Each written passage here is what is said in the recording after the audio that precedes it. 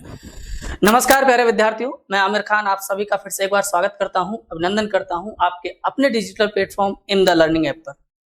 प्रिय साथियों, last lecture में हमने सिंधु घाटी सभ्यता अर्थात इंडस वैली सिविलाइजेशन के बारे में जाना और हमने देखा कि सिंधु घाटी सभ्यता जो है उसकी नगरीय योजना किस प्रकार से उत्तम थी, उनके गंदे पानी की निकास व्यवस्था किस तरीके से थी, हड़प्पा वासियों का सामाजिक जीवन कैसा था, उनके धार्मिक जीवन कैसा था, उनके संस्कार कैसे थे, उन सभी चीजों को हमने कवर करने की कोशिश की।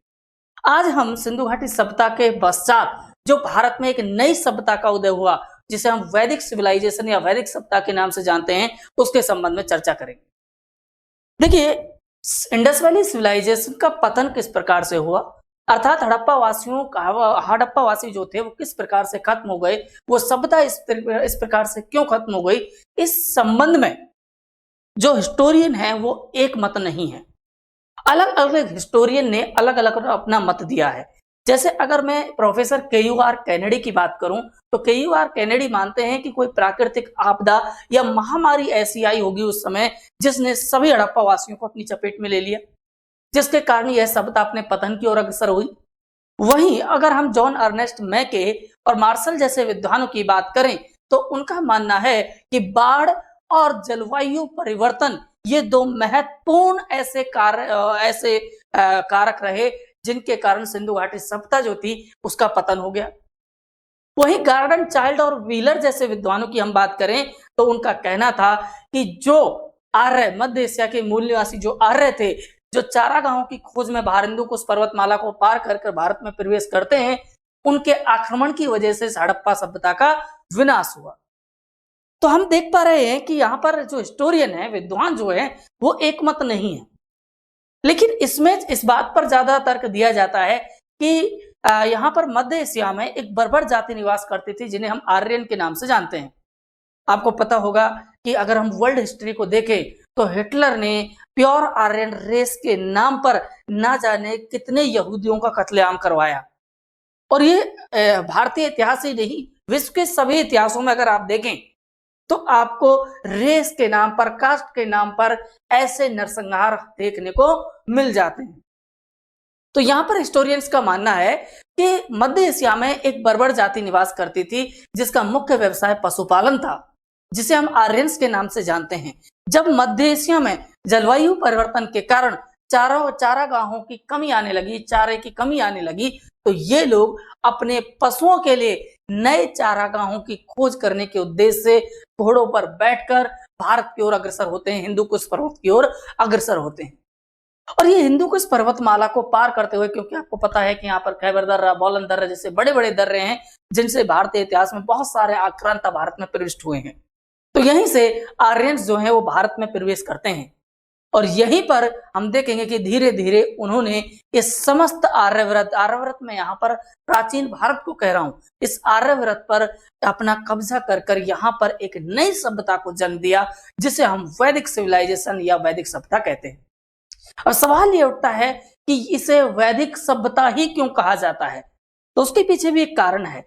देखिए, इसकी वजह यह है कि ये जो टाइम पीरियड है, पर्टिकुलर ये जो टाइम पीरियड है, ये टाइम पीरियड आपको देखने को मिलेगा दोस्तों 1500 ईसा पूर्व से 600 ईसा पूर्व, 600 ईसा पूर्व। ये जो टाइम पीरियड है, इस टाइम पीरियड की जो भी हमें जानकारी मिलती है, जितने भी जानकारी, रहन सहन कैसा था, खान पान कैसा था, पहनावा कैसा था, धार्मिक जीवन कैसा था, सामाजिक जीवन कैसा था, इन सभी की जानकारी हमें वेदों से प्राप्त होती है। किससे प्राप्त होती है? वेदों से प्राप्त होती है। आपको पता है कि 4 वेद है, ठीक है, इन वेदों से प्राप्त होती है, इसी कारण इसे वैदिक सभ्यता के नाम से जानते हैं।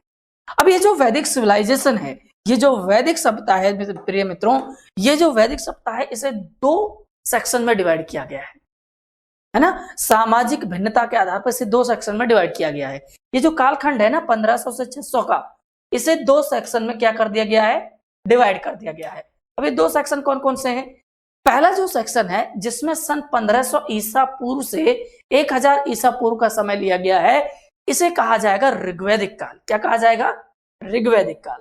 इसे ऋग्वैदिक काल कहने के पीछे तर्क यह है कि इस कालखंड की जानकारी केवल वेदों से ऋग्वेद से प्राप्त होती है। किससे प्राप्त होती है? ऋग्वेद से प्राप्त होती है।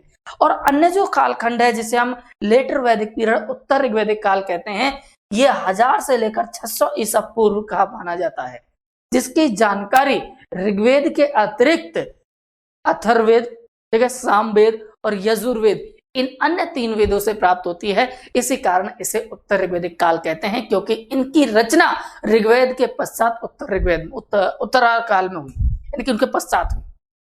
ठीक है ना? चलिए, तो ये आपको समझ आ गया होगा। यानी कि वैदिक काल का टाइम पीरियड जो है, टाइमलाइन जो है, वो 1600 से 600 ईसा पूर्व, 600 ईसा पूर्व मानी जाती है। अब देखिए, वैदिक सभ्यता भारत की प्राचीन सभ्यता है जिसमें वेदों की रचना हुई। वैदिक शब्द वेद से बना है, जिसका अर्थ होता है ज्ञान। आप यकीन मानिए, एक बार एक एग्जाम में केवल इतना ही पूछा गया कि वेद का शाब्दिक अर्थ क्या होता है। ठीक है, वेद का शाब्दिक अर्थ क्या होता है, तो ये आप ध्यान रखेंगे। वेद का शाब्दिक अर्थ है ज्ञान। वैदिक संस्कृति के निर्माता कौन थे दोस्तों? आर्य थे। जैसे मैंने आपको बताया, आर्यंस जो चारागाहों की खोज में कहां आते हैं, वो भारत आते हैं। ओके, आर्य थे। वैदिक संस्कृति में आर्य शब्द का अर्थ होता है श्रेष्ठ या उत्तम या कुलीन। जैसे हिटलर स्वयं को आर्यंस बोलता था कि हम प्योर आर्यंस है, प्योर आर्यन रेस है, यानी कि वो स्वयं को संभ्रांत, कुलीन, उत्तम मानता था बाकी रेसेस के मुकाबले। और वो सबसे ज्यादा निम्न, निकृष्ट मानता था यहूदियों को, और इसी कारण उसने जर्मनी के लोगों को भड़काया विभिन्न प्रकार के तरीकों से, और उसने इन यहूदियों के खिलाफ पूरे समाज को खड़ा कर दिया, जिसका नतीजा ये निकला कि जर्मनी में व्यापक तौर पर नरसंहार देखने को मिला। होलोकॉस्ट की घटना आपने जरूर सुनी होगी, अगर नहीं सुनी है तो आप सर्च कीजिएगा, यूट्यूब पे आपको देखने को मिल जाएगी। और यदि हमें कभी मौका मिला तो मैं जरूर आपके साथ उस घटना को डिस्कस करूंगा। बहुत ही भयावह एक घटना थी। ठीक है, चलिए, यहां पर हम देखेंगे कि यहां पर सर्वप्रथम मैक्स मूलर वो विद्वान हुए जिन्होंने 1853 ईस्वी में आर्य शब्द का प्रयोग किया। इन्होंने ही आर्य शब्द दिया। इस आर्य शब्द का प्रयोग एक श्रेष्ठ जाति के आशय से किया। आर्यों की भाषा जो थी वो संस्कृत थी, जो अध्ययन की दृष्टि, अगर हम अध्ययन की दृष्टि, सुविधा की दृष्टि से देखें तो इस वैदिक सभ्यता को हम 2 हिस्सों में बांटेंगे, ऋग्वैदिक काल और उत्तर ऋग्वैदिक काल। मैंने आपको बताया ऋग्वैदिक काल की जानकारी केवल ऋग्वेद से मिलती है, और उत्तर ऋग्वैदिक की काल की जानकारी अन्य 3 वेदों से प्राप्त होती है। समझ आया आपको? आई होप समझ आ गया होगा। आप इसका स्क्रीनशॉट ले सकते हैं, प्लीज इसका स्क्रीनशॉट ले लीजिएगा। चलिए आगे बढ़ते हैं। अब हम बात करेंगे ऋग्वैदिक काल की 1500 ईसा पूर्व से 1000 ईसा पूर्व। देखिए, वैसे तो इसका काल निर्धारण जो है जितना विवादास्पद है, उतना ही इसके बारे में सटीक जानकारी प्राप्त करना है। यानी कि ऋग्वेद में इसके बारे में बहुत जानकारियां तो हैं, लेकिन सटीक जानकारियां नहीं है। तो उसे अंदाजे के तौर पर हमारे हिस्टोरियन ने लिया है और उसे लिखा है, और उसी अंदाजे से बहुत सारे हिस्टोरियन जो हैं वो अपने विचारों को मेल नहीं करवा पाते। तो ये कहीं ना कहीं विवादास्पद एक समय माना जाता है। अतः इस काल की जानकारी का एकमात्र साहित्यिक स्रोत जो है वो क्या है? वो ऋग्वेद है। सिंधु घाटी सभ्यता के विपरीत वैदिक सभ्यता मूलतः कैसी सभ्यता थी दोस्तों? ग्रामीण सभ्यता थी। तो सबसे पहले तो हमें ये जानना है कि जहां इंडस वैली सिविलाइजेशन जो थी वो कांस्य युगीन नगरीय सभ्यता थी, वहीं वैदिक सभ्यता लोह युगीन ग्रामीण सभ्यता थी। एक तरफ जहां इंडस वैली सिविलाइजेशन का समाज मात्र सत्तात्मक था, वहीं वैदिक सिविलाइजेशन का समाज जो है वो पितृ सत्तात्मक हो जाएगा। तो यहां कहीं ना कहीं आपको डिफरेंशिएशन देखने को मिलेगा। आप देखेंगे कि इंडस वैली सिविलाइजेशन में महिलाओं को बराबर से अधिकार प्राप्त थे, महिलाओं की अच्छी स्थिति थी। लेकिन आप जब वैदिक पीरियड में आओगे, वैदिक सिविलाइजेशन पर आओगे, तो आप देखोगे कि यहाँ पर महिलाओं के अधिकारों में कटौती हो गई है। उन्हें घरों में कैद रखा जा रहा है, उन्हें केवल भोग की एक वस्तु की तरह देखा जा रहा है। एक जगह तो आप पाओगे उत्तर ऋग्वैदिक काल में पुत्री को कृपण अर्थात कटार कहा गया है, जिससे आप अंदाजा लगा सकते हैं कि महिलाओं की स्थिति में कितनी गिरावट आई थी। ओके, आगे बढ़ते हैं। यहां पर हम देखेंगे कि इनका जो प्रारंभिक जीवन था वो पशुचारण था, लेकिन उसके बाद ये कृषि भी करने लगे। इंडस वैली सिविलाइजेशन में हमने देखा कि वहां के निवासियों का मूल कार्य जो था वो था व्यापार, और कृषि वहां पर गौण कार्य था, द्वितीयक कार्य था। लेकिन वैदिक सिविलाइजेशन में उल्टा हुआ। वैदिक सिविलाइजेशन में पशुपालन प्राथमिक पेशे के तौर पर था और जो कृषि थी वो द्वितीयक थी, यानी कि यहाँ पर व्यापार को इतना ज्यादा महत्व नहीं है। आप देखोगे कि ऋग्वैदिक काल और उत्तर ऋग्वैदिक काल में जब युद्ध होने लगे लोगों के बीच में, तो ऋग्वैदिक काल में जब युद्ध होते थे तो युद्ध भूमि पर कब्जे करने के उद्देश्य से नहीं किए जाते थे। यहां पर युद्ध जो हो रहे हैं और गायों के लिए हो रहे हैं, यानी कि पशुओं के लिए हो रहे हैं। यानी कि ऋग्वैदिक काल में पशु को संपन्नता का सूचक माना जाता था। ओके, आगे बढ़ते हैं। देखिए 1400 ईसा पूर्व के एक अभिलेख जिसका नाम है बोगज कोई, ठीक है, ये एशिया माइनर यानी कि अफगानिस्तान के आसपास ही आपको मिलेगा। ठीक है, इस अभिलेख में दरअसल ये पारसी धर्म से जुड़ा हुआ एक अभिलेख है। ठीक है, और ये सवाल पूछा गया है। आप अगर पुराने आप हिस्ट्री के जो सवाल आ चुके हैं आप देखोगे तो ये आपको देखने को मिल जाएगा।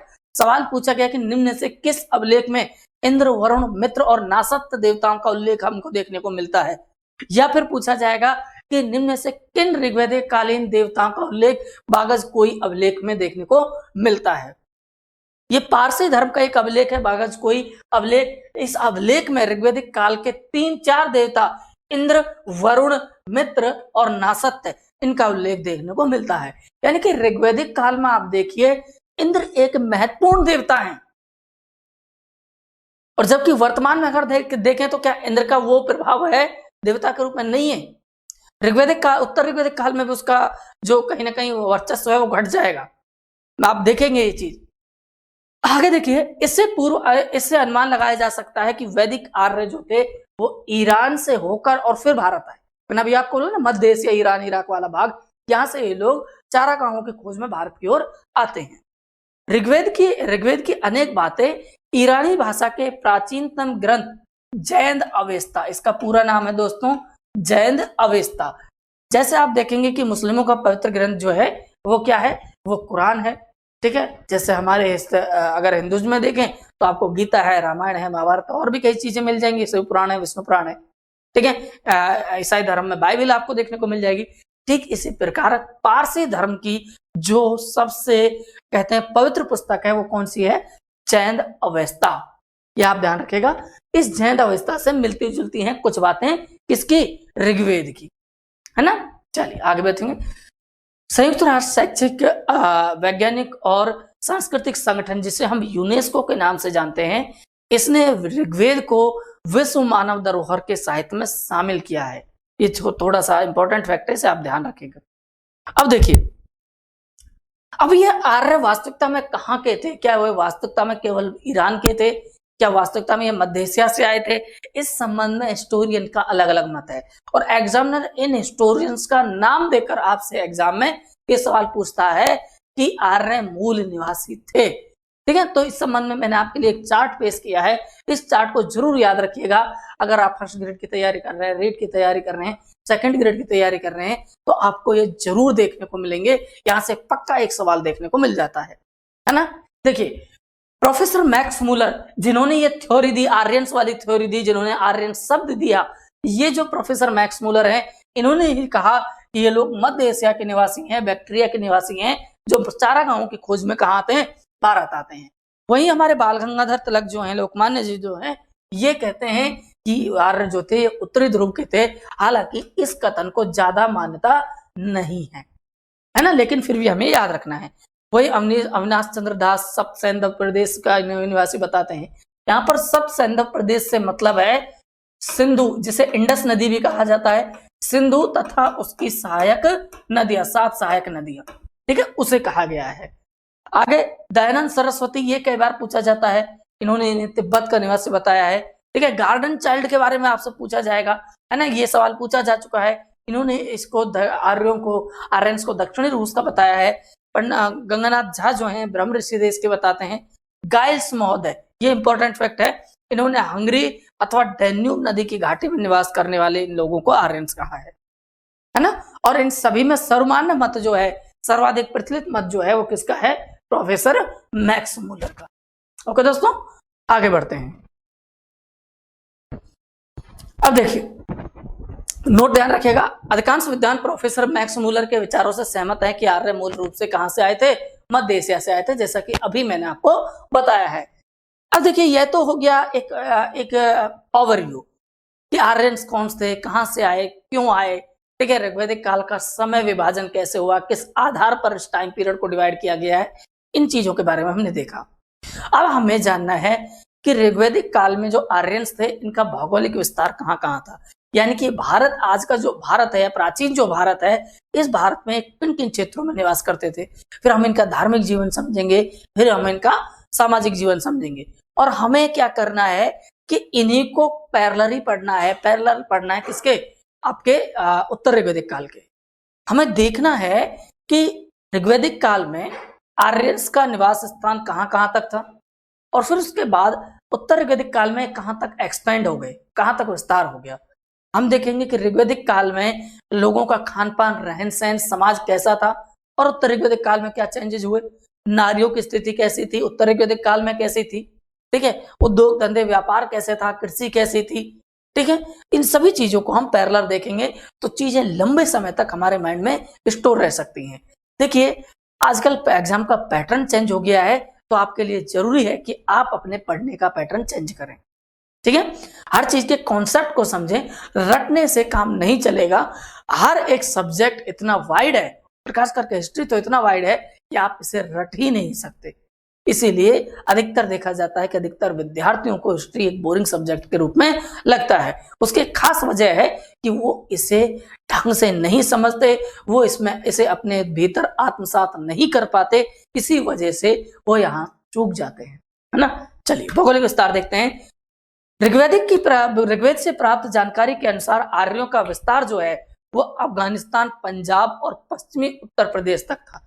यानी कि शुरुआत में ये अफगानिस्तान, आज का पाकिस्तान, आज का पंजाब और पश्चिमी उत्तर प्रदेश तक ही थे। यानी कि उत्तर भारत में ही सीमित थे, उत्तर पश्चिम भारत में ये सीमित थे। क्यों? यहाँ पर सतलज से यमुना तक का क्षेत्र जो था, इसे ब्रह्मवर्त कहा जाता था। क्या कहा जाता था? ब्रह्मवर्त। यानी कि शुरुआत में ये जो थे ब्रह्मवर्त जो क्षेत्र था, इसमें निवास करते थे, ठीक है। मनु स्मृति में सरस्वती और द्वस्तसी नदी के बीच के प्रदेश को क्या कहा गया है? ब्रह्मवर्त कहा गया है, लेकिन मनु स्मृति में कहा गया है। ऋग्वैदिक काल में सतलज और यमुना के क्षेत्र, बीच के क्षेत्र को ब्रह्मवर्त कहा गया है, और इसी को ऋग्वैदिक काल या वैदिक सभ्यता का केंद्र माना जाता है। कई बार सवाल पूछा जाता है कि वैदिक सभ्यता का जो केंद्र है, केंद्र बिंदु जो है वो कौन सा क्षेत्र है? आपको ऑप्शन दे दिया जाएगा, ब्रह्मवर्त क्षेत्र, आर्यव्रत क्षेत्र, दक्षिणाव्रत क्षेत्र, या कोई नहीं। तो आपको याद रखना है कि आर्यव्रत क्या है, ब्रह्मवर्त क्या है, दक्षिणाव्रत क्या है। दक्षिणाव्रत से तो आप समझ ही रहे हैं कि दक्षिण भारत में गोदावरी नदी के आसपास का जो क्षेत्र है, महाराष्ट्र के आसपास का क्षेत्र जो है, इसे कहा गया है दक्षिणाव्रत।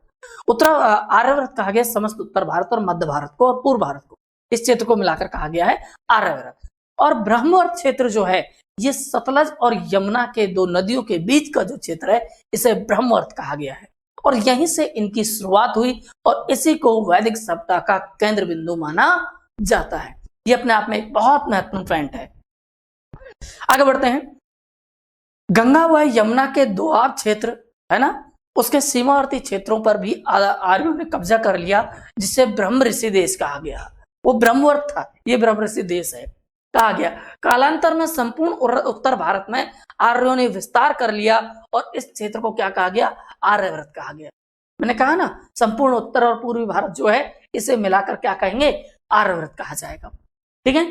वैदिक संहिताओं में 31 नदियों का उल्लेख मिलता है, यह ध्यान रखिएगा, वैदिक संहिताओं में मिलता है, जबकि ऋग्वेद में केवल कितनी नदियां हैं?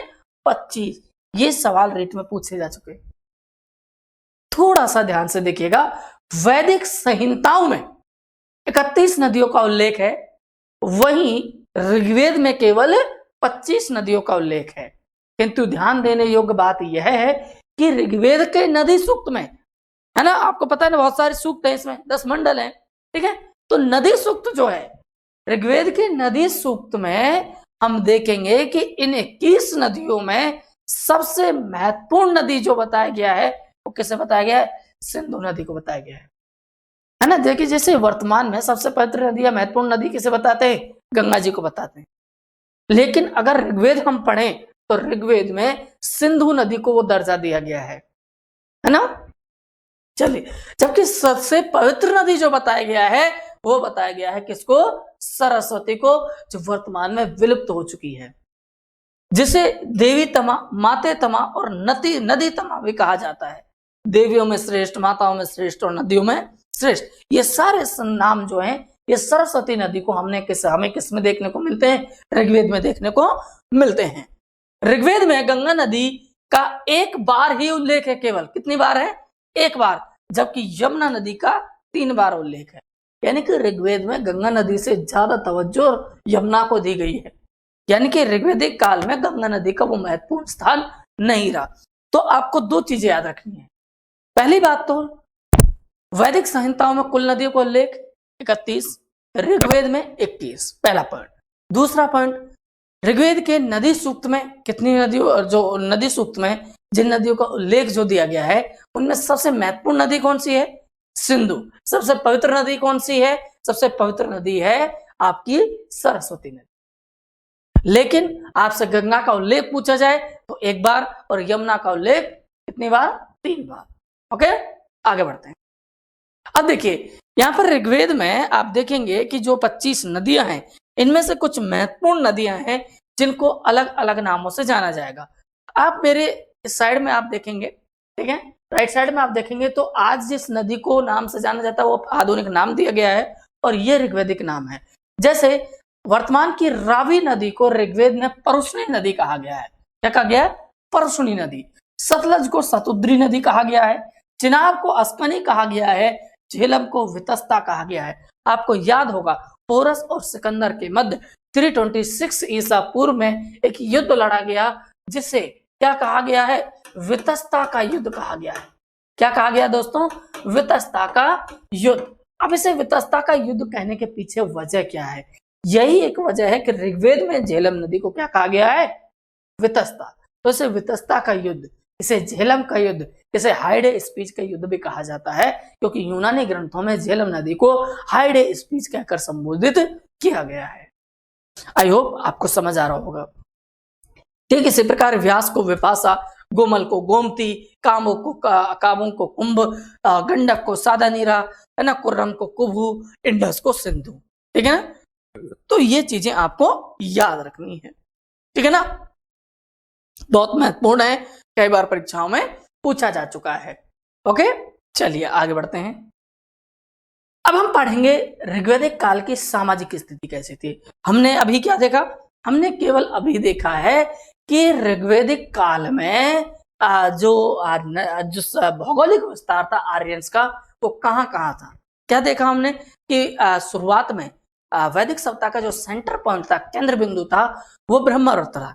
अब ब्रह्मवर्त किसे कहा गया? सतलज, है ना, सतलज और यमुना के बीच के क्षेत्र को कहा गया। फिर उसके बाद आर्यंस ने अपना विस्तार किया, समस्त उत्तर भारत पर कब्जा कर लिया और वो कहलाया आर्यव्रत कहलाया। ठीक है, फिर हमने नदियों के बारे में देखा कि वैदिक संहिता में कुल 31 नदियां हैं, ऋग्वेद में कितनी है? 25 नदी हैं। उनमें सबसे महत्वपूर्ण नदी सिंधु को बताया गया है, सबसे पवित्र नदी सरस्वती को बताया गया है, गंगा का उल्लेख 1 बार है, यमुना का 3 बार है, और हमने ऋग्वेद में आज की विभिन्न नदियों के ऋग्वेदिक कालीन नामों की चर्चा की।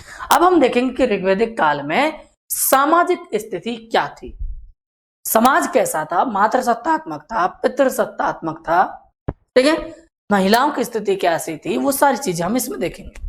देखिए ऋग्वेदिक समाज जो था वो दोस्तों पितृसत्तात्मक था, जबकि इंडस वैली सिविलाइजेशन, हड़प्पा समाज जो था, सिंधु घाटी सभ्यता का जो समाज था वो कैसा समाज था?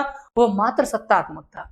सामाजिक संगठन का आधार जो था वो गोत्र था, गोत्रीय जन्मूलक। ठीक है, समाज की सबसे छोटी एवं आधारभूत इकाई जो होती थी वो परिवार होती थी, जिसे हम कुल कहते थे, परिवार या कुल। ठीक है, और इसका मुखिया जो है वो पिता होता था, जिसे क्या कहा जाता था? कुलप कहा जाता था। क्या कहा जा रहा है दोस्तों? कुलप कहा जा रहा है। पितृसत्तात्मक समाज होते हुए भी महिलाओं को यथाउचित सम्मान प्राप्त था। ऋग्वेदिक काल में महिलाओं की स्थिति में इतनी ज्यादा गिरावट देखने को नहीं मिली। हालांकि समाज जरूर पितृसत्तात्मक हो गया, लेकिन फिर भी महिलाओं को अपने ज्यादातर अधिकार प्राप्त थे। लेकिन उत्तर ऋग्वेदिक काल आते आते हम देखेंगे कि ये स्थिति और ज्यादा भयानक होने वाली है। ओके, चलिए। वैदिक काल में संयुक्त परिवार की प्रथा प्रचलित थी। ठीक है, लोग संयुक्त परिवार में रहते थे। दादा, नाना, नानी, नाती, पोते सभी के लिए एक ही शब्द प्रयुक्त होता था और वो शब्द था नृप। ठीक है ना, ये शब्द जो था, ये शब्द उनके लिए उपयोग किया जाता था। आगे बढ़ेंगे। ऋग्वेदिक काल में वर्ण व्यवस्था के चिन्ह दिखाई देते हैं, यानी कि वहां पर वर्ण थे। ठीक है, आप वर्ण के बारे में जानते होंगे, ब्राह्मण, क्षत्रिय, वैश्य और शूद्र, ये ऋग्वेदिक काल में आ चुके हैं। ऋग्वेद के पुरुष सूक्त में हमें इनका उल्लेख देखने को मिलता है, मैं आपको बताने वाला हूं। ऋग्वेद के 10वें मंडल में वर्णित कौन सा सूक्त है? पुरुष सूक्त। 10वें मंडल का 10वें मंडल के पुरुष सूक्त में 4 वर्णों की उत्पत्ति का सिद्धांत दिया गया है। बताया गया है कि इनकी जो उत्पत्ति हुई है वो कैसे हुई है। इसमें क्या बताया गया? इसमें बताया गया है कि विराट पुरुष, यहाँ पर विराट पुरुष ब्रह्मा जी को कहा गया है। दोस्तों ध्यान रखिए कि विराट पुरुष जो है, इस विराट पुरुष के मुख से ब्राह्मण की उत्पत्ति हुई। ठीक है, भुजाओं से क्षत्रिय की उत्पत्ति हुई, जांघों से वैश्य की उत्पत्ति हुई और पैरों से शूद्र की उत्पत्ति हुई। यानी कि ऋग्वैदिक काल में यहाँ पर सामाजिक व्यवस्था में वर्ण व्यवस्था का प्रवेश हो जाता है। आप देखेंगे कि लेकिन इसका मतलब ये नहीं है कि यहाँ पर जो ये वर्ण व्यवस्था थी, इसका आधार जो था वो जन्म नहीं था बल्कि कर्म था। यानी कि वैदिक काल में ये जरूरी नहीं था कि ब्राह्मण का बेटा ब्राह्मण ही होगा, क्षत्रिय का बेटा क्षत्रिय ही होगा, नहीं, बल्कि कर्म के ऊपर डिसाइड किया जाता था कि वो किस कुल का है। मान लीजिए एक ब्राह्मण का एक पुत्र है जो आगे चलकर सेना में भर्ती हो गया तो वो क्षत्रिय कुल का माना जाता था। अगर वो कोई छोटा काम करने लग गया तो वो शूद्र का कुल माना जाता था। लेकिन जब आप जाओगे लेटर वैदिक पीरियड में, उत्तर ऋग्वेदिक काल में हम जब जाएंगे तो आप देखोगे कि वर्ण व्यवस्था जो थी, जो अब तक कर्म आधारित थी, अब वो जन्म आधारित हो गई और कठोर हो जाती है। यानी कि अब ब्राह्मण का बेटा ब्राह्मण ही होगा, चाहे उसे कुछ भी ना आए। समझ रहे हो ना? तो उत्तर ऋग्वेदिक काल में जो जाति व्यवस्थाएं थी, ये वर्ण व्यवस्थाएं जो थी, ये काफी कठोर हो जाती हैं और समाज में अंधविश्वास व्याप्त हो जाता है। ओके, चलिए आगे बढ़ते हैं। इस काल में स्त्रियां अपने पति के साथ यज्ञ में भाग लेती थी। यानी कि पत्नियों को या स्त्रियों को यज्ञ में भाग लेने का पूर्ण अधिकार था। ठीक है, जबकि उत्तर ऋग्वेदिक काल में यह अधिकार छिन जाता है। उसके अलावा बाल विवाह, सती प्रथा, पर्दा प्रथा का प्रचलन नहीं था। ये देखिए आप कितना ब्रॉड माइंडेड है उस समय समाज था कि सती प्रथा, बाल विवाह जैसी चीजें समाज में देखने को नहीं थी, जबकि उत्तर ऋग्वेदिक काल में ये चीजें देखने को मिल जाती।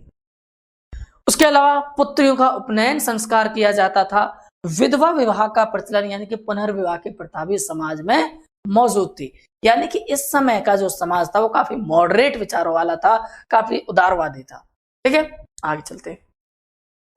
देखिए, सामान्यतः एक पत्नीत्व विवाह ही प्रचलित था, यानी कि यहाँ पर बहु विवाह प्रचलित नहीं थे। ठीक है, विवाह में दहेज जैसी कुप्रथा का प्रचलन नहीं था।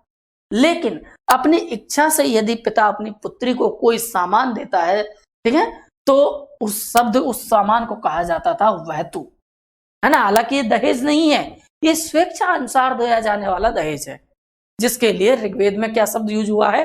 वहतु। ये अपने आप में बहुत इंपॉर्टेंट फैक्ट है, ये याद रखेंगे हम लोग। ओके, आगे बढ़ते हैं। शिक्षा के द्वार स्त्रियों के लिए भी खुले थे, शिक्षा का पूरा अधिकार था। ऋग्वेद में भी कुछ विद्वान महिलाओं के नाम देखने को मिलते हैं, जैसे कि लोपामुद्रा है, जैसे घोषा है, सिक्ता है, अपाला है, विश्वसरा है।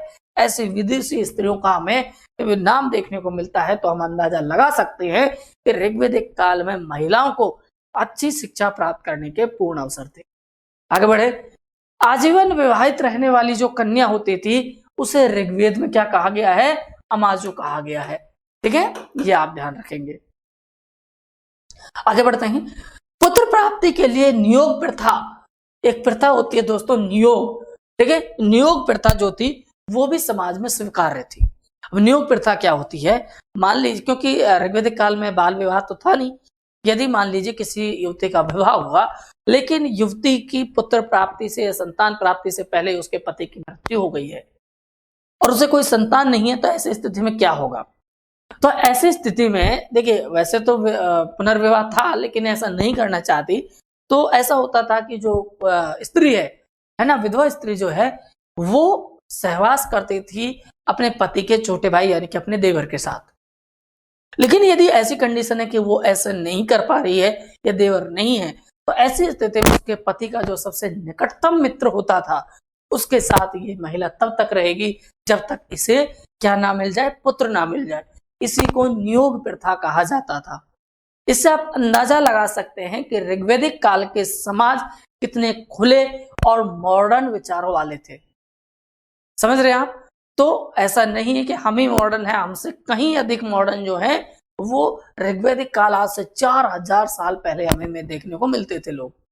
आज हम कहने के लिए जरूर मॉडर्न है, लेकिन महिलाओं के प्रति हमारी सोच कैसी है, ये किसी से छिपी हुई नहीं है। ओके, आगे बढ़ते हैं। ऋग्वैदिक काल में दास प्रथा का प्रचलन था, ठीक है, किंतु यह प्राचीन यूनान और रोम, ये रोग नहीं है, ये रोम है। ये दास प्रथा तो थी, लेकिन ये यूनान और रोम की तरह कठोर नहीं थी, इतनी कठोर नहीं थी जैसे वहां होती थी। ठीक है, आर्य मांसाहारी और शाकाहारी दोनों प्रकार के भोजनों का प्रयोग करते थे। ऋग्वैदिक काल में सोम और सुरा, मदिरा है, ठीक है, इनका प्रचलन देखने को मिलता है। आगे बढ़ते हैं।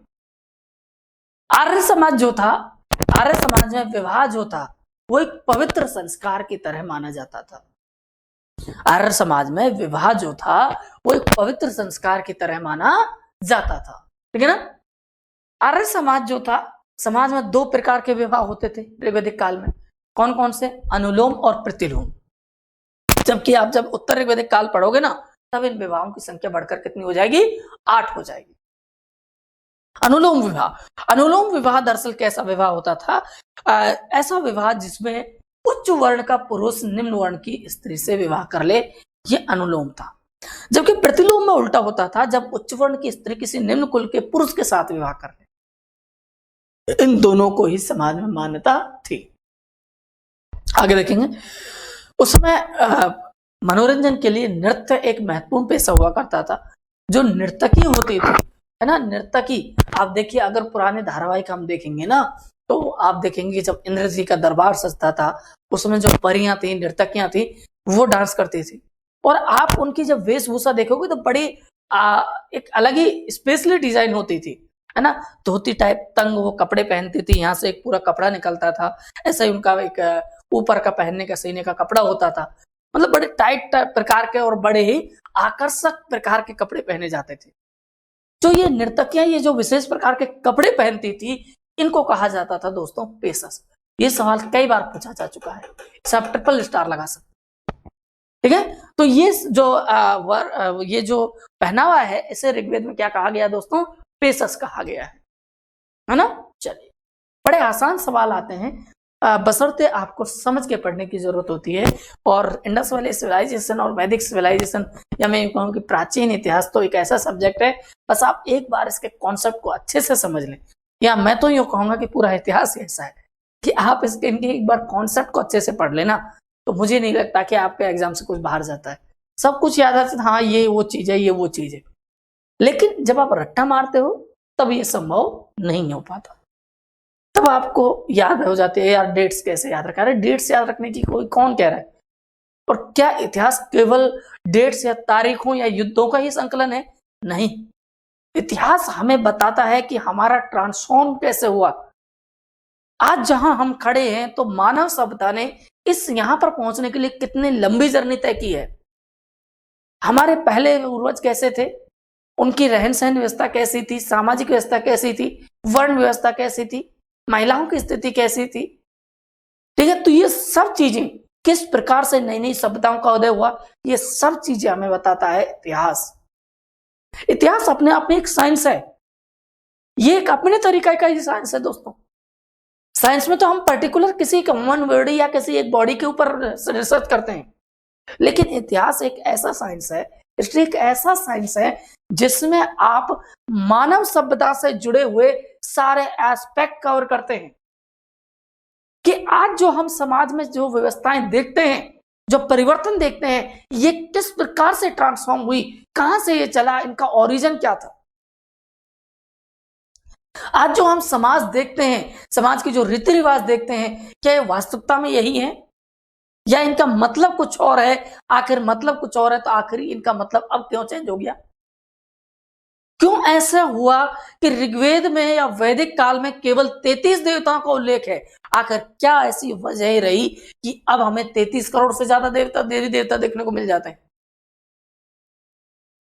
क्या वास्तविकता में हिंदुइज्म ऐसा था जैसा आज है, क्या इस्लामिज्म ऐसा था जैसा आज है। तो इन सभी चीजों को आप केवल तब जान पाओगे जब आप इसके इतिहास को जानोगे। आप किसी के इतिहास को जाने बगैर किसी एक रेस, किसी एक समाज, किसी एक जाति के ऊपर किसी भी प्रकार का ब्लेम लगा देते हैं, वो गलत है। हर एक घटना के पीछे कोई ना कोई हिस्टोरिकल पॉइंट छिपा रहता है, उसे जानिए, बड़ा मजा आएगा, आपके विचार बहुत एक्सपेंड हो जाएंगे, सारी चीजें देखने को मिलेंगी। हर एक समस्या के पीछे जियोग्राफिकल, हिस्टोरिकल समस्याएं जरूर होती हैं। अगर आप उन्हें समझेंगे तो उस समस्या का निराकरण भी अच्छे से कर पाएंगे। ठीक है, चलिए आगे बढ़ते हैं। अब हम बात करेंगे कि समाज में जो स्त्रियां थी, पुरुष थे, यदि वो उनका पहनावा कैसा था, आभूषण क्या थे, उनके संबंध में हम चर्चा करेंगे। चलिए, कान में कर्ण शोभन, शीश पर कुंभ नामक आभूषण। ठीक है, कान में कर्ण शोभन, शीश पर कुंभ नामक आभूषण पहनने की प्रथा थी। इसके अतिरिक्त खादी, रुक्म, केयूर, नुपुर, कंकण, मुद्रिका आदि ये क्या है, ये आभूषण थे जो पहने जाते थे। अब बात करते हैं भीषज, है ना। ये शब्द के संबंध में कई बार सवाल पूछा गया है। दरअसल ऋग्वेद में भीषज शब्द का उपयोग किसके लिए हुआ है, ये वैद्य के लिए हुआ है, डॉक्टर्स के लिए हुआ है। और भीषज जो है वो अश्विन देवता को कहा जाता है। इसलिए सवाल पूछा जाता है कि निम्न में से चिकित्सा के देवता कौन से माने जाते हैं। तो चिकित्सा के देवता कौन है, अश्विन है, जिनको भीषज कहा जाता है। यक्षमा, तपेदिक, जिसे हम टीबी कहते हैं, क्या कहते हैं दोस्तों, टीबी, है ना, का उल्लेख अनेक स्थलों पर देखने को मिलता है। मृतकों को प्राय अग्नि में जलाया जाता था, लेकिन कभी कभी दफनाया भी जाता था। आगे बढ़ते हैं। अब हम जानेंगे कि सिंधु घाटी सभ्यता जो है, ठीक है, इस सिंधु घाटी सभ्यता की राजनीतिक स्थिति कैसी थी, कि उस समय समाज की राजनीति किस तरीके से थी। ओके, जानते हैं। ऋग्वैदिक कालीन जो समाज था वो कबीलाई व्यवस्था पर आधारित था, क्योंकि ग्रामीण सभ्यता थी। तो ग्रामीण सभ्यता थी तो जो परिवार होते थे वो कुल या कुल बनाकर रहते थे, छोटी छोटी ढाणियां बनाकर रहते थे। ठीक है। ऋग्वैदिक काल के जो लोग थे वो जन तथा कबीलों में विभाजित थे। कबीले का एक राजा होता था जिसे क्या कहा जाता था, गोप कहा जाता था। ठीक है। आर्यों को पंचजन कहा जाता है क्योंकि इनके 5 कबीले थे कुल, जिनके नाम आपके समक्ष है, अनु, द्रुहु, पुरु, तुर्वसु और यदु। ठीक है। ऋग्वैदिक काल में राज्य का मूल आधार जो होता था वो परिवार होता था, और परिवार का मुखिया क्या कहलाता था, कुलप या गृहपति कहलाता था। कुलों के आधार पर ग्राम का निर्माण होता था, जिसका मुखिया ग्रामीण होता था, और अनेक गांवों को मिलाकर विश्व बनाया जाता था, आज के जिले की तरह, और जिसका प्रधान विश्वपति होता था, और विश्व से बनता था जन, और जन का मुखिया जो होता था वो होता था जनपति। देखिए, इसे मैं और आसान कर दूं। ऋग्वैदिक काल की सबसे छोटी राजनीतिक इकाई जो थी वो थी परिवार। क्या होती थी, परिवार। परिवार यानी कि कुल, और कुल का मुखिया कौन होता था, कुलप। क्या होता था, कुलप। इन परिवारों से या कुलों से मिलकर बनता था गांव, और ग्राम का मुखिया जो होता था उसे क्या कहा जाता था दोस्तों, उसे कहा जाता था ग्रामीण। क्या कहा जाता था, ग्रामीण। इन ग्रामों से मिलकर बनता था एक तहसील टाइप में, एक विश्व बनता था, और इस विश्व का मुखिया जो होता था वो होता था विश्वपति। ठीक है ना। इन विश्वों से मिलकर बनता था एक जन, ठीक है, एक राज्य, और उसका जो अधिकारी होता था वो होता था राजा, और दूसरा प्रमुख अधिकारी होता था राजा के अधीन पुरोहित, जो उसका संचालन करता था। तो इस तरीके से ये राजनीतिक व्यवस्था होती थी और उत्तर वैदिक काल में इसमें थोड़ा सा चेंज आपको देखने को मिल जाएगा। और देखिए आर्यों की प्रशासनिक इकाइयां 5 हिस्सों में बटी हुई होती थी। कुल, जैसे कि मैंने अभी बताया, कुल का मुखिया कौन कहलाता था दोस्तों? कुलक। क्या कहलाता था? कुलक। दूसरी गांव, गांव का मुखिया कौन कहलाता था या प्रमुख कौन कहलाता था? ग्रामणी। ठीक है। विष का मुखिया कहलाता था कौन? विष का मुखिया कहलाता था विषपति। कौन होता था? विषपति। ठीक है। और जन जो होता था इसका होता था जनपति या पुरोहित। ठीक है। और यहां पर राष्ट्र जो होता था इसका होता था राजा। राजा बाद में भारी भरकम उपाधियां धारण करने लग जाएगा, सम्राट की उपाधि धारण करने लग जाएगा, परम भट्टारक की उपाधि धारण करने लग जाएगा, ऐसे बहुत सारी उपाधि। अब देखिए यहां पर आपको दो शब्द दिखाई दे रहे हैं, सभा और समिति। ये क्या है? अब देखिए जैसे कि आज के समय में हम देखें तो क्या भारत देश को केवल अकेला कोई प्रधानमंत्री चला रहा है या अकेला कोई राष्ट्रपति चला रहा है? जवाब क्या होगा? नहीं सर। तो कैसे चल रहा है? तो आप भारत की राजनीतिक व्यवस्था देखेंगे तो आप देखेंगे भारत की सबसे छोटी राजनीतिक इकाई गांव है। गांवों से मिलकर पंचायतें हैं, पंचायतों से मिलकर तहसीलें हैं, तहसीलों से मिलकर जिले हैं, जिलों से मिलकर बना है राज्य और राज्यों से मिलकर बना है देश। ठीक है ना। हर एक स्तर पर महत्वपूर्ण पदाधिकारी आपको देखने को मिलते हैं।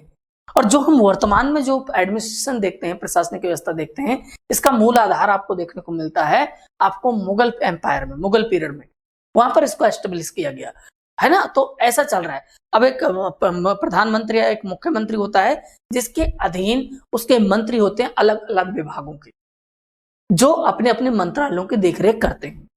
ठीक इसी तरीके से वैदिक काल में राजा की सहायता करने हेतु, ताकि राजा ठीक ढंग से सुचारू रूप से राज्य चला सके, यहां पर दो संस्थाएं बनाई जाती थी, एक सभा और एक समिति। ठीक है। अब देखिए इनका काम होता था राजा को सलाह देना। ये दरअसल राजा को सलाह देने वाली संस्थाएं होती थी। सभा जो होती थी, सभा में श्रेष्ठ एवं संभ्रांत लोग होते थे, यानी कि ऊंचे कुल के लोग, अमीर कुल के लोग इसमें होते थे। जबकि समिति जो थी वो सामान्य जनता की एक संस्था थी। ये फर्क था। दोनों का काम राजा को सलाह देना ही है, लेकिन फर्क इतना है कि सभा में संभ्रांत उच्च वर्ग के, अमीर वर्ग के लोग थे, जबकि समिति में हम देखेंगे कि यहां पर सामान्य वर्ग की जो जनता थी उसकी एक संस्था है ना। तो दोनों सलाह दे रही हैं अपने अपने हितों के बारे में। आगे हम देखेंगे कि समिति जो है ये केंद्रीय राजनीतिक संस्था भी कहलाती थी, जो राजा की नियुक्ति पदच्युत करने और उस पर नियंत्रण रखने का कार्य करती थी। ये अधिकार समिति को क्यों दिया गया है? अब आप देखिए हमारे देश में अमीरों की संख्या ज्यादा है या गरीबों? तो ऑब्वियसली गरीब है ना, सामान्य वर्ग के जो लोग हैं। ठीक है। तो इसी प्रकार उस समय भी जो ज्यादा जनसंख्या जो थी वो सामान्य वर्ग की थी, तो उसे ही ये अधिकार था कि राजा किसे बनाया जाए। जी हाँ, ऋग्वैदिक काल में राजा का पद अनुवांशिक नहीं था। ये अपने आप में एक बहुत महत्वपूर्ण पॉइंट है, इसी से समझ आ रहा है, इसे ही अंदाजा लगा लीजिए आप कि एक समिति है वो राजा का चुनाव कर रही है, यानी कि पूरा लोकतांत्रिक तरीके से चल रहा है सब कुछ। लेकिन बाद में क्या होगा? बाद में आप देखेंगे कि राजा का पद अनुवांशिक हो जाएगा, राजा का बेटा राजा ही बनेगा। लेकिन ऋग्वैदिक काल में ऐसा नहीं है। ऋग्वैदिक काल में लोग राजा को एक निश्चित समय के लिए चुनते थे और ये काम कौन करती थी? समिति करती थी। ऐसा क्यों? उसकी एक वजह है दोस्तों। देखिए हम देखें तो भारतीय इतिहास में लगभग 1000 ईसा पूर्व तक लोहे का इन्वेंशन नहीं हुआ, लोहे का आविष्कार नहीं हुआ। लोहे का आविष्कार लेटर वैदिक पीरियड, उत्तर वैदिक काल में देखने को मिलता है। और सबसे पुराना जो लोहे का साक्ष्य भारत से मिला है वो उत्तर प्रदेश के अतरंजी खेड़ा से मिला है। कहां से मिला है? अतरंजी खेड़ा, जो एटा उत्तर प्रदेश में है। ठीक है ना। जब इसकी कार्बन डेटिंग की गई तो ये 600 ईसा पूर्व के आसपास को मिला। तो देखिए चूंकि अभी ऋग्वैदिक काल में लोहा नहीं है, अब लोहा नहीं है तो लोहे के कृषि औजार नहीं है, इसलिए कृषि की बहुत बड़ी सरप्लस व्यवस्था नहीं है, यानी कि उसमें ज्यादा कोई प्रभाव देखने को नहीं मिलता, ज्यादा कोई बड़ा काम नहीं है। लोहा नहीं है तो लोहे के हथियार नहीं है, भाला नहीं है, तलवार नहीं है और कुछ नहीं है। समझ रहे हो, कांसे के और तांबे के हथियार कैसे होंगे, आप आइडिया लगा सकते हैं, ठीक है, क्योंकि उनमें वो कठोरता नहीं हो पाती, समझ रहे हो। तो यहां पर राजा इतना पावरफुल नहीं है। राजा पावरफुल कब होता है, जब उसकी मिलिट्री पावरफुल होती है, और मिलिट्री पावरफुल कब होती है, जब उसके ऊपर उसके पास वेपन्स होते हैं, आधुनिक वेपन्स होते हैं। लेकिन वेपन्स ही नहीं है तो मिलिट्री का क्या काम, जब मिलिट्री नहीं है तो राजा के पास कौन सी पावर होगी भैया, नहीं होगी ना। तो यही कारण है कि ऋग्वैदिक काल में ना तो कृषि उन्नत अवस्था में थी, ना ही शासक वर्ग जो था, राजा जो था, उसके पास अपने पद को बचाए रखने का अधिकार था।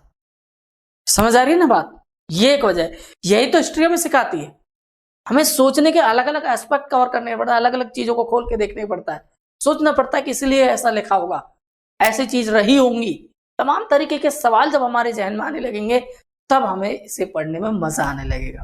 ओके, चलिए अब देखिए, एक समिति और थी जिसका नाम था विदत। हालांकि उत्तर के काल में विदत का नामो निशान मिट जाता है। विदत जो थी एक प्राचीन संस्था थी, इसमें स्त्रियां, ये एक प्राचीन संस्था थी, इसके अलावा स्त्रियां जो थी उनको सभा और समिति में भाग लेने का अधिकार होता था। आगे बढ़ते हैं, अब हम बात करते हैं एक शब्द की। एक शब्द होता है बलि, है ना, ये किसी बकरे की बलि नहीं है। दरअसल बलि एक शब्द है जो ऋग्वेद में उपयोग किया गया है। बलि जो है वो एक प्रकार का कर है ना, टैक्स है, क्या दोस्तों, एक प्रकार का टैक्स है। लेकिन ऋग्वैदिक काल में ये जो टैक्स जो था ये नेसेसरी नहीं था, अनिवार्य नहीं था, बल्कि ये स्वेच्छा से दिया जाने वाला कर था। स्वेच्छा से, जनता यदि चाहेगी तो देगी, नहीं चाहेगी तो नहीं देगी। मेरी स्वेच्छा है कि मैं फल फूल अनाज किसी भी रूप में राजा को बलि या टैक्स दूं, और नहीं चाहता हूं तो नहीं दूं, यानी कि यहां पर यह अनिवार्य नहीं था।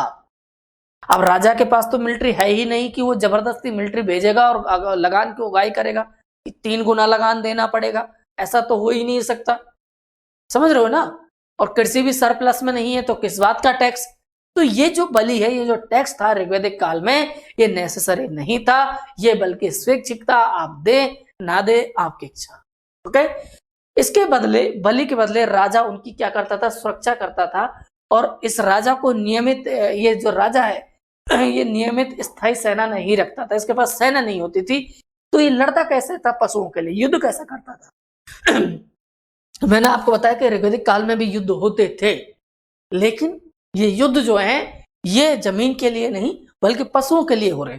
तो ये युद्ध कैसे लड़ेगा, तो युद्ध के लिए जो, अब मैंने आपको बताया ना कि गांव होते थे, ढाणियां होती थी, है ना, कुल होते थे, तो ये कुल अपनी तरफ से राजा का क्या करते थे, सहयोग करते थे।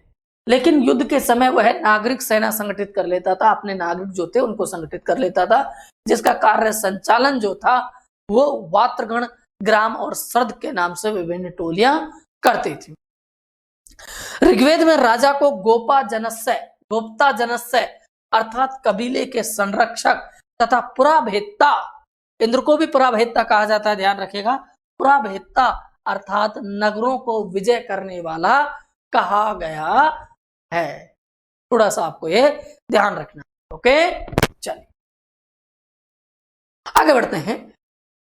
सरस्वती नदियों की देवी थी जो बाद में विधवा की देवी हो गई। ऋग्वैदिक काल की बात चल रही है ना। ऋग्वैदिक काल में मूर्ति पूजा का उल्लेख नहीं है, देखिए उत्तर ऋग्वैदिक काल में आपको देखने को मिलेगा। पूषण जो थे वो ऋग्वैदिक काल में तो पशुओं के देवता थे, लेकिन उत्तर ऋग्वैदिक काल में किसके हो गए, शूद्रों के। रुद्र अनैतिक आचरण से संबंधित माने जाते हैं और चिकित्सा के संरक्षक के रूप में माने जाते हैं। हॉलर इन्हें, एक यूनानी विद्वान है, हॉलर इन्हें यूनानी देवता अपोलो के समान बताते हैं। रुद्र को कभी कभी शिव और कल्याण करके भी कहा जाता है। अरण्यानी ऋग्वैदिक काल में एक देवी थी, कहाँ की, जंगल की देवी। ऋग्वेद के प्रथम तथा 10वें मंडल की रचना संभवतः सबसे बाद में की गई। ये थोड़ा सा याद रखना, ये छोटे छोटे फैक्ट हैं जो आपके एग्जाम में काम आते हैं, ठीक है ना।